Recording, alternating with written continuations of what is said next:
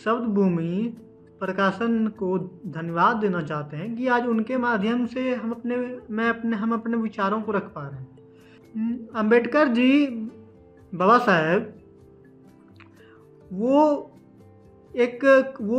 उनके जीवन से हमें ये सीख मिलती है। उनके जीवन को हम उनके जो चरित्र हैं उनको जो देखते हैं, मतलब शुरू से लेकर उनके जन्म से लेकर उनके वहाँ तक कि एक वो दलित परिवार में वो जन्म हुए, में उनका जन्म हुआ और उस समय में टाइम पे जो उस समय का जो दौर था वहाँ पे लोगों को एक जाति के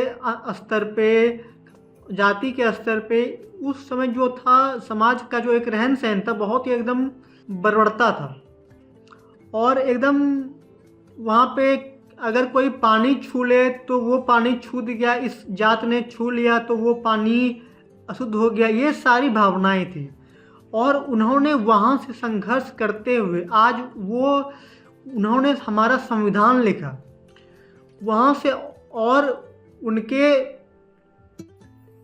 और वो इतने बड़े विद्वान बने कि उनकी तुलना हम किसी से भी नहीं कर सकते हैं।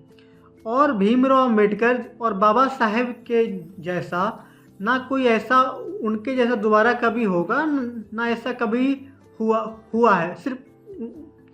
और ना भूतो ना भविष्यतो, उनके ऐसा कोई नहीं, ना आगे ना बाद में ना पीछे,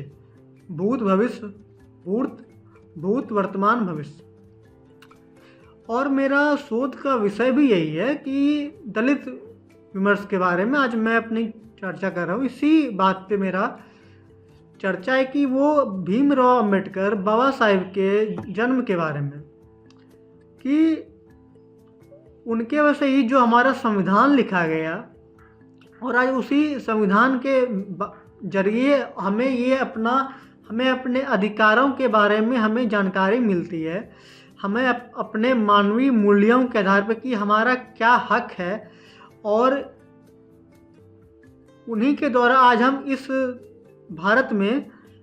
ताकि हमारे मानवीय मूल्यों का हनन ना हो, और हमें ये संविधान हमें ये ताकत दिलाता है, ये क्षमता दिलाता है कि नहीं, हम आज़ाद हैं। इस देश में हर एक इंसान को अपने हिसाब से रहना, खाना पीना,